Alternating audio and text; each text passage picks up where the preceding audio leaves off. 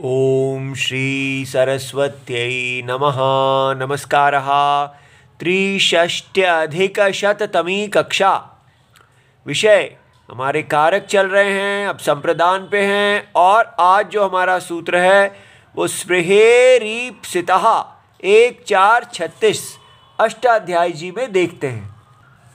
ये देखिए अध्याय 1 और पाद 4 कारके जो अधिकार चल रहा है 1-4-23 से लेके 55 तक जाता है। और इसमें यहाँ संप्रदानम की अनुवृत्ति आरंभ होती है। और ये करते करते हम आज स्पृहेरीप्सितः सूत्र पर पहुँच गए हैं। 1-4-36 षट्त्रिंशत्। तो यहाँ कारके और संप्रदानम की अनुवृत्ति आ रही है। हमारे पास 4 शब्द हो गए हैं। तो स्पृहे है ये षष्ठी एक वचन है, ईप्सितः जो है प्रथमा विभक्ति एक वचन। तो ये स्पृह धातु है और उसको स्पृही बन जाता है। तो जब धातु का निर्देश करना हो तो ई लगा देते हैं, इक क्षिप निर्देश करके, और ये हरि शब्द की तरह स्पृहे हो जाता है।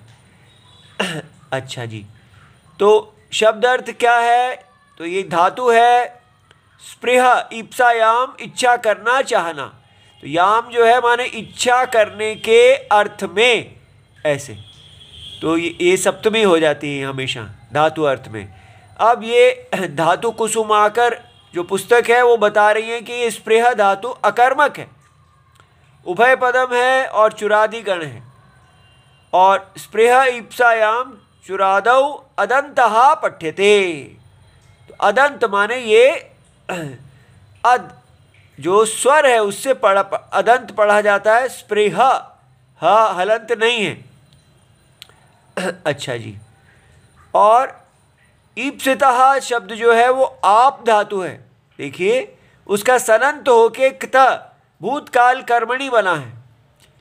तो इसलिए इसका अर्थ इच्छित या अभिलषित हो जाता है। तो और इसकी वृत्ति बनती है स्पृहे धातोः प्रयोगे। तो स्पृह धातु के प्रयोग में ईप्सितः यह अर्थः, तो जो अर्थ है जो अभिलषित है, जिसकी हमें बहुत इच्छा है, तत्कारकम संप्रदान संज्ञम भवति, वह कारक संप्रदान संज्ञा वाला होता है। उदाहरण पुष्पेभ्यः स्पृहयति, फलेभ्यः स्पृहयति। पुष्पों के लिए स्पृहा करता है और फल के लिए स्पृहा करता है। ईप्सितः इति किम? फलेभ्यः वने स्पृहति, स्पृहयति। तो ईप्सित शब्द क्यों लगाया है? क्योंकि पुष्पों के लिए वन में, तो वन में संप्रदान नहीं हुआ है, वहाँ अधिकरण हुआ है, क्योंकि ये वन जो है ईप्सित नहीं है।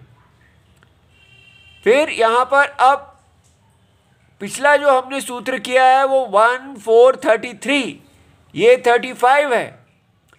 तो इसमें देखिए ये है 36। और अब 33 में हम सूत्र करके आए हैं रुच्यर्था नाम प्रियमाणः। तो रुचि धातु के अर्थ, उनके ऐसे धातु जो रुचि अर्थ के हों, उनके प्रयोग में जो चीज़ प्रियमाण है, अर्थात जिसको रुचि है, जिसके अंदर रुचि उत्पन्न होती है, वहाँ अब जैसे देवदत्ताय पुष्पाणि रोचन्ते, अब वहाँ रुचि, यहाँ हमने देवदत्त के लिए देवदत्त में चतुर्थी लगाई है, पुष्पों में नहीं लगाई। और यहाँ हम कह रहे हैं पुष्पेभ्यः स्पृहयति, पुष्पों की इच्छा करता है, पुष्पों के लिए स्पृहा करता है। तो यहाँ समझना चाहिए, इसका अर्थ ये समझना है कि पुष्प देवदत्ता में रुचि को उत्पन्न करते हैं। इसलिए पुष्प जो है वो रुचि के उत्पन्न करने के कर्ता है। जब ऐसा आप अर्थ कहना चाहते हैं कि फूल देवदत्ता के लिए रुचि को उत्पन्न करते हैं, पैदा करते हैं रुचि, तब आप ये सूत्र लगाएंगे, रुचि अर्थानाम प्रियमाणः, और फूलों को आप जो भी रुचि उत्पन्न करने का करता है उसको आप कर्ता बनाएंगे, प्रथमा विभक्ति देंगे, और जिसमें रुचि उत्पन्न हुई है उसको चतुर्थी देंगे। लेकिन यहाँ पर जो है वहाँ हम जिसकी हमें स्पृहा है उसमें चतुर्थी लगा रहे हैं। देखिए, शिशवे मधु रोचते, अब क्या है, मधु शिशु के लिए रुचि उत्पन्न करता है, लेकिन बालाः फलेभ्यः स्पृहयन्ति, बच्चे फलों की इच्छा करते हैं। ठीक है, तो इन दोनों में भेद हमें बड़ा ध्यान से देखना चाहिए।